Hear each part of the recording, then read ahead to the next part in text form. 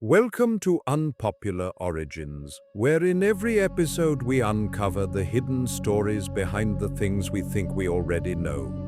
Today, we're exploring the untold history of chess, a game that spread across the world not through war, but through the power of the mind. Imagine a single idea, born in ancient India, that traveled through great empires, inspired deep thinking, and slowly became one of the most loved strategy games in history. In this episode, we'll take you on a journey across time and continents, from the early game of Chaturanga in 6th century India to the royal courts of Persia, through the intellectual growth of the Islamic Golden Age, and into Europe, where the modern rules of chess were formed. Finally, we'll see how it became a global game played by millions today. Along the way, we'll discover how chess became more than just a game. It became a reflection of human thinking, strategy, and the desire to outsmart one another. So sit back, relax, and get ready to experience the story of chess in a whole new way. The pieces are set, and the journey begins now. In the shadowed halls of history, where empires rose and fell like pieces on a board, a game was born that would mirror the human soul, its wars, its intellect, its unyielding quest for mastery. This is the story of chess, not merely a pastime, but a living chronicle of civilization itself. Fade in on the vibrant landscapes of 6th century India during the Gupta Empire. The air hums with the sounds of elephants and chariots. Here, on an uncheckered 8x8 board known as Ashtapada, a game called Chaturanga emerged. 4 divisions of the ancient Indian army: infantry, cavalry, elephantry, and chariotry. It was no simple diversion. Chaturanga trained princes and warriors in strategy and tactics. The Raja, king, moved cautiously, one square in any direction. The mantri, advisor, later the queen, was weak and limited.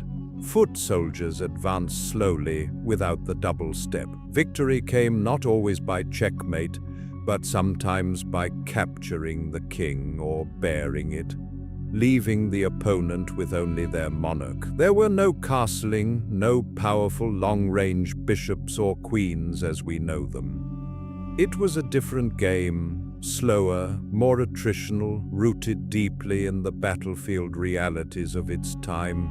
Yet from these humble, warlike origins sprang the seed of modern chess. Chaturanga was not chess, but its undeniable precursor, a military simulation that captured the imagination of empires to come. Along the ancient trade routes, perhaps carried by merchants or diplomats, the game crossed into the Sassanid Persian Empire around the 6th century. There, under kings like Khosrow I, it transformed into Chatrang, or Shatranj, in its Arabic form. Persian lore tells of it arriving as a challenge or gift from the Indian court, a riddle to test intellects. In the opulent courts of Ctesiphon, Shatranj evolved from pure military drill into a refined intellectual pursuit. Pieces took on Persian names. The king became Shah, the advisor Farzin. The game absorbed the rich philosophical traditions of Zoroastrian Persia, emphasizing wisdom, foresight, and the balance of forces. It was no longer just about simulating war. It became a metaphor for governance, fate, and the human condition. Then came the seismic shift. In the 7th century, Arab Muslim armies conquered Persia. Far from suppressing the game, they embraced it passionately. As the Islamic Golden Age dawned, spanning Baghdad, Cordoba, and beyond, Shatranj became a cornerstone of intellectual life. Caliphs and scholars played it fervently. It spread across the vast Islamic world, from Spain to Central Asia. This era was chess's true intellectual crucible. Masters like al-Suli penned the first great treatises on openings, endgames and problems. Literature exploded with analysis, poetry, and strategy. The game shed some of its overt military symbolism to align with Islamic values, abstracted pieces, no idols. Players explored tactics with scientific rigor, turning Chaturanga into a vehicle for mathematics, logic, and philosophy. It trained the mind, fostered patience, and symbolized the triumph of intellect over brute force. Without the Golden Age's preservation, refinement, and dissemination, chess as we know it might never have reached the world. By the 9th to 10th centuries, through Al-Andalus, Muslim Spain, Sicily, and trade routes, the game entered Christian Europe. It captivated monasteries and royal courts alike, often called the King's Game. But medieval Europe found the slow pace of Chaturanga frustrating. The revolution came in the late 15th century, particularly in Spain and Italy. Rules transformed dramatically to quicken the game and heighten drama. The queen, once a weak advisor, exploded into the most powerful piece, moving any distance in any direction. The bishop gained long-range diagonal power, replacing the limited elephant. Pawns could advance 2 squares on their first move, with the en passant capture. Castling emerged for king's safety. Checkmate became the standard victory. These changes mirrored societal shifts, the rising influence of queens like Isabella of Spain, the Renaissance emphasis on dynamism and power. What was once a stately war simulation became a lightning-fast intellectual duel. By the 16th century, modern chess had arrived. From coffee houses in Paris and London to grand tournaments, chess globalized. The 19th century brought formal rules, clocks, and international competition. Wilhelm Steinitz founded positional play.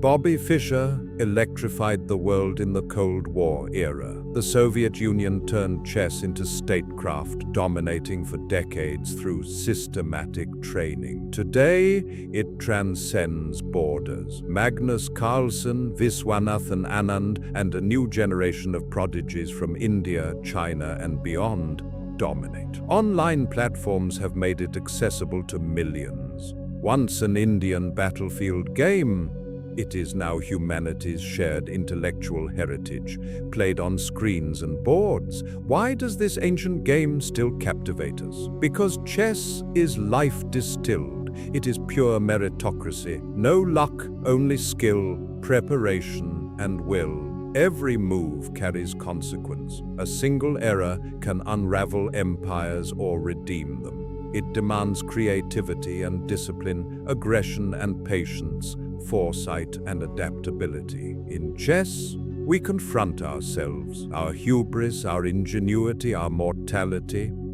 It offers escape and confrontation simultaneously, a battlefield where the mind wars without blood. As one sage noted, it is a sea in which a gnat may drink and an elephant may bathe. Rich in complexity for grandmasters, yet welcoming for beginners. It connects us across millennia and cultures, reminding us that, like the pieces on the board, we are all players in a greater game, seeking not just victory, but understanding. From the dusty plains of ancient India to the digital glow of today, chess has endured. It is more than a game. It is the story of us, ambitious, flawed, brilliant. And as long as humans dream of strategy and mastery, the kings and queens will dance across the board. Checkmate.